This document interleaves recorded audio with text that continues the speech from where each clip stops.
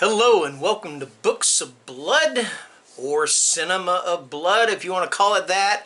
My name is John and welcome to 50 years of horror movies. Today I've got 5 movies from the year 1977. Just 2 more videos after this one. We're going to close out the 70s and move into the 1980s. Alright, so I was looking through this list and I thought, you know what, I was looking at the thumbnails for the posters, and at first I thought, yeah, I've seen every one of these movies from 1977, but that is not the case. There is one movie on here that I have not seen, and once again I'll say this, these are not only recommendations for you, they are recommendations for me, and I have been wanting to see this one for quite some time. But anyway, let's go ahead and get underway. So I'm going to start off with a notoriously bad movie, a notoriously bad sequel. Now, I did not talk about the original film in previous videos, and the reason I didn't do that is I'm trying not to just completely saturate this video series with blockbusters, and the original film was a definite blockbuster because there were people lining up around the theater to see this movie. Alright, so to me that classifies as a blockbuster, even though officially the blockbuster didn't start until Jaws, but I think this one classifies. Anyway, the original film is The Exorcist, of course, and the sequel is Exorcist II: The Heretic. Now, this one is directed by John Boorman. It is written by William Goodhart, and it is, of course, from characters created by William Peter Blatty. All right. The movie stars Richard Burton, Linda Blair, and Louise Fletcher. So what is Exorcist II about? It is pretty much about the same thing that Exorcist I was about. It's been a while. Regan has kind of grown up, but then it turns out that she still got the devil inside her, all right? You know, so she kind of goes through these experiments, and Richard Burton is like investigating the death of the priest that helped her in the first place, which would probably be Father Karras, maybe Father Marin, I'm not sure, but it's one of those 2 priests, I guarantee you.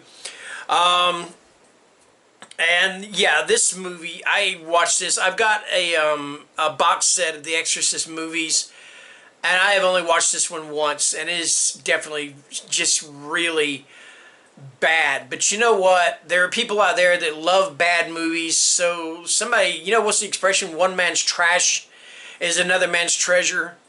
So there's got to be somebody out here that absolutely loves Exorcist II. I remember when this movie was first made, they sent it into the theater, and for the test audiences basically laughed it out of the theater. They went back to the drawing board, sent it back in, did whatever tweaks they had to do to it, and I think it's pretty much the same result. It got laughed out of theaters. It's just not a good movie, but I wanted to go ahead and include it on this list, alright? Because you got to have a bad movie every now and then, okay? Alright, next up. Now, I've seen the remake of this movie more times than I've seen the original. I do enjoy the original, but the remake was actually the first one I saw. I didn't see the original first. Anyway, I am talking about The Hills Have Eyes. And this is written and directed by Wes Craven. It stars Dee Wallace, Michael Berryman, Susan Lanier, and James Whitworth, among others. What is The Hills Have Eyes about? It's about a family that is traveling in this motorhome. I can't remember if it's mom, dad, I think there's some kids, at least that's how it is in the remake. But anyway, they're traveling, and something happens, and next thing you know, they are being terrorized by this band, or this family of inbred, mutated, freaky deakies from the mountains and the desert or whatever, alright? I mean, it's really a pretty bloody, pretty nasty movie. And of course, it being directed by Wes Craven, who did The Last House on the Left, and then the Nightmare on Elm Street movies and Scream. You know, what else would you expect? But like I said, I've only seen this one once. I don't know why. I've got it. I've got it on DVD, so... Yeah, you know, it's funny because if you think about these movies, I'm like, I need to see this, I need to see this. I just need to take a day and just sit and watch movies that I haven't watched in a long time or haven't watched at all. So anyway, that is The Hills Have Eyes. All right. Okay, next we've got Rabid. And this is written and directed by David Cronenberg. It stars Marilyn Chambers. Yes, that Marilyn Chambers, the former adult film star. I believe this was her very first non-adult film role. I don't know if she did anything else after this. That's not associated with that industry, so to speak. Anyway, it stars Marilyn Chambers, Frank Moore, and Joe Silver. And what it's about is about this woman who she receives this kind of experimental plastic surgery, and it causes this this thing to grow out of her arm. And she uses the thing to attack people, and she sucks their blood out. And it turns them into these crazed zombie-like characters. And then it just, the whole town just gets infected. And it's, you know, again, it's another body horror movie from David Cronenberg. This one I've only watched once. I've got this one. I need to watch it again. I saw the remake also. The remake was directed by the Soska sisters, and it's not bad. It's got a kind of a bit part in it by the professional wrestler CM Punk. And all I can say about his performance in the movie is it's a good thing he's got a career to fall back on. Alright, so there you go. Alright, so now let's move on to the one that I have not seen, and that is The Sentinel. This is directed by Michael Winner. The screenplay is by Michael Winner, and it is based on the novel by Jeffrey Konvitz. Okay, it stars Christina Rains, Chris Sarandon, Ava Gardner, and believe it or not, Christopher Walken. You know, but I said believe it or not, I do believe it, because Christopher Walken said one time that he will do. You offer him a movie role, he'll take it. She said that's just the way he is. He said he's actually done movies that didn't even make it to video.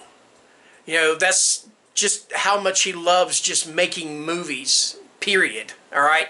Anyway, what it's about is a young woman played by Christina Rains, and she moves into this apartment building in this house, and a lot of strange, creepy, supernatural, evil things start to happen in this apartment building.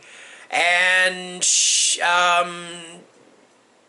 kind of starts to wonder, or other people start to wonder, if this may be a gateway to hell. That her apartment building may, or the building itself or whatever, may not be, or whether or not it is a gateway to hell itself. That is pretty much the plot of The Sentinel. Like I said, I haven't watched this movie. I need to do that. I need to read the book. I keep saying I need to do that. I'm sorry I keep repeating myself, but that is just what I need to do. Alright, so anyway, that is The Sentinel. And finally, we come to our last movie, and it is Suspiria. And this is, of course, directed by Dario Argento. It is a screenplay by Dario Argento and Daria Nicolodi. And this stars Jessica Harper, Stefania Cassini, and Flavio Bucci. And it is an Italian or giallo horror film. And what it's about is a young girl played by Jessica Harper. She plays Susie Banyan. And Susie comes to this dance studio. Now, in the remake, it was in Germany, but I think the original film, the dance studio, is in Italy. I may be wrong, and if I'm wrong, correct me on it. Just be nice about it, okay? But anyway, she comes to this dance studio, and she soon comes to find out that the dance studio is basically a front for a coven of witches, led by Mother Suspiriorum. All right, and there were two other movies in the trilogy. There is Inferno, and there is Mother of Tears. All three of them, all three films are directed by Dario Argento.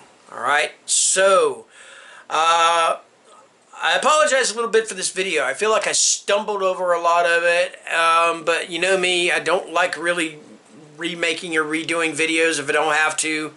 But yeah, I apologize if I repeated myself a little too much and stumbled over my words a little bit too much. So that being said, thank you guys for watching, and take care and stay scared. Bye-bye.